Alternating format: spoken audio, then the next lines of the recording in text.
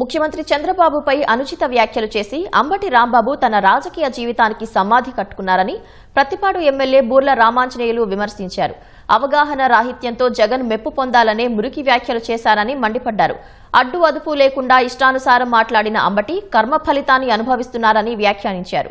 ప్రతిపాడు నియోజకవర్గంలో అనారోగ్య సమస్యలతో బాధపడుతున్న ప్రజలకు సీఎంఆర్ఎఫ్ కింద చెక్కులను అందజేశారు. మా నాయకుడు సహనం పాటించాలంటున్నారు, కానీ మా నాయకుడి యొక్క ప్రవర్తన మీద కానీ పరిపాలన మీద కానీ విధి విధానాల్లో కానీ ఏవైనా తప్పులుంటే దాని చర్చకు మేము సిద్ధంగా ఉన్నాం. ఏ వేదిక మీదకి పిలిచినా చర్చించడానికి సిద్ధంగా ఉన్నాం.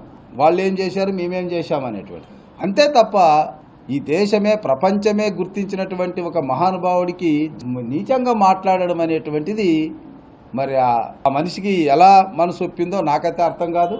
మా పోలీసులు కూడా ఆయన్ని వెళ్ళండి సార్ అని బ్రతిమలాడుతున్నారు. మరి ఆయనకు పూనకం వచ్చినట్టు ఒక్కమారుగా మైక్ కనబడేటప్పటికి పూనిలాగా మాట్లాడాడు. నాకు తెలిసి ఇది ఆయన రాజకీయ జీవితానికి సమాధి. అజ్ఞానులు, అవగాహన రాహిత్యము, ఎవరి ప్రాప్తం కోసమో కనసన్నుల్లో వాళ్ళు లీడర్గా ఎదగాలని తాపత్రయం పడుతున్నారో అలాంటి వారు కొద్దిమంది చేసేటటువంటి ప్రేలాపన ఒక కులానికి మతానికి అంటగట్టడం అది మంచి పద్ధతి కాదు.